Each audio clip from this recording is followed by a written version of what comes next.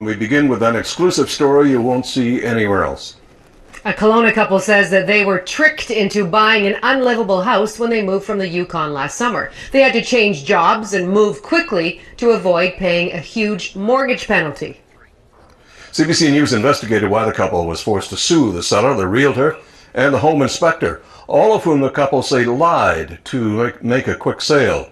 Natalie Clancy has our top story tonight. This one looks really nice.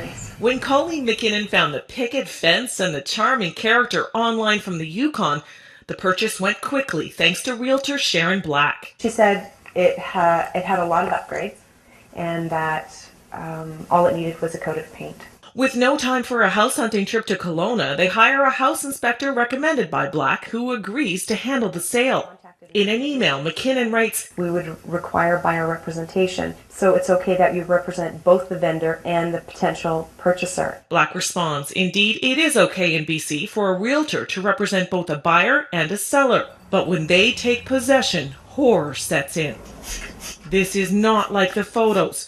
Mold, dangerous wiring, broken appliances, damaged floors, and less square footage than advertised." Reach almost all the way across. Be careful. They crouch to squeeze into their unheated bedrooms. First thing in the morning, you're going to be into the wall. What was your reaction when you walked in here?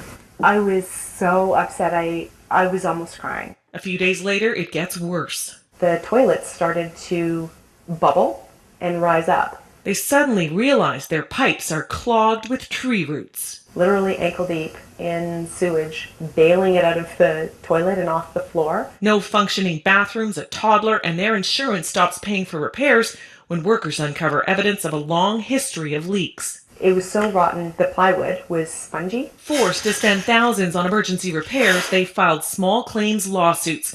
We could not reach the seller or the home inspector, and the realtor refused to answer our questions.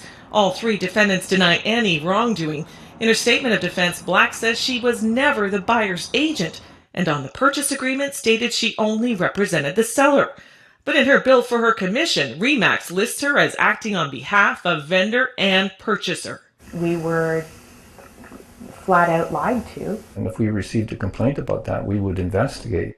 The buyers have complained about Sharon Black, which Buttress can't discuss, but he says it's up to sellers to disclose problems. We see certainly examples where the seller may know of some material latent defect and not disclose it, and there's no reason why that seller's agent would necessarily know about that defect. The pink tabs detail the defects they say House Inspector Brad Pears failed to flag, such as the fact the house is held up by 2x4s, not 2x6s as he reported. He should have said, "This is unsafe."